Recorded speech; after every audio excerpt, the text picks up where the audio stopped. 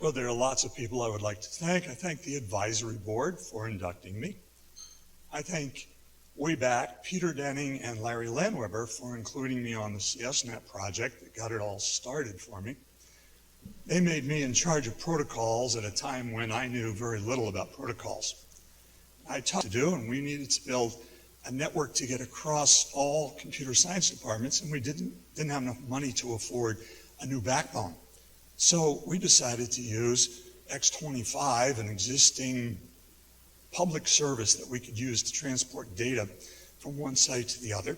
And I explained to Vint, I didn't know how to do protocol translation, which was the way everybody did it those days.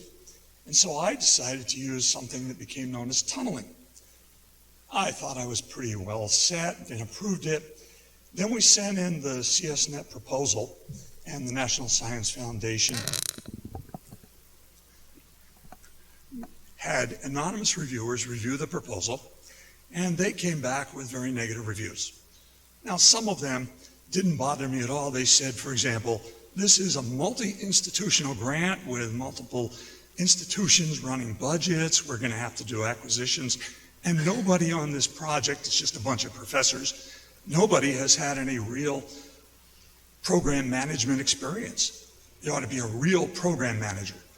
That didn't bother me because I really didn't know about budgets and how to acquire equipment and lines, and that was okay. But they also singled out my part.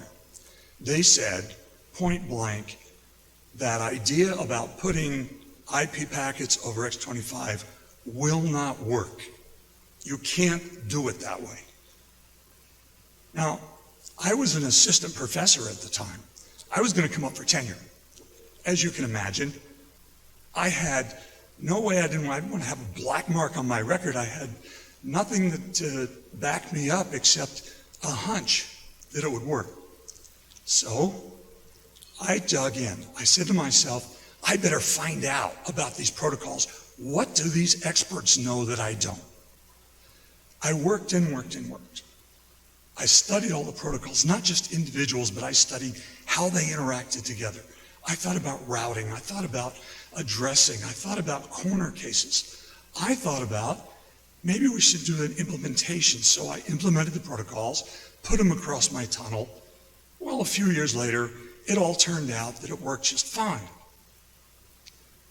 But that study had a profound impact on my career and on my books. When it came time to write the books, I already knew firsthand all about the protocols. I had studied them so intently that I understood corner cases, I understood how to implement them, I understood what not to do.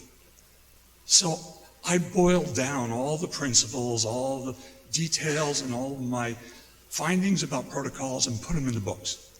And I have always thought that that's one of the key reasons that my books were so wildly successful, because they weren't just some professor writing a textbook. They were from firsthand experience. So my final thanks for intimidating me into studying protocols goes to those obnoxious and absolutely incompetent NSF reviewers who forced me to study.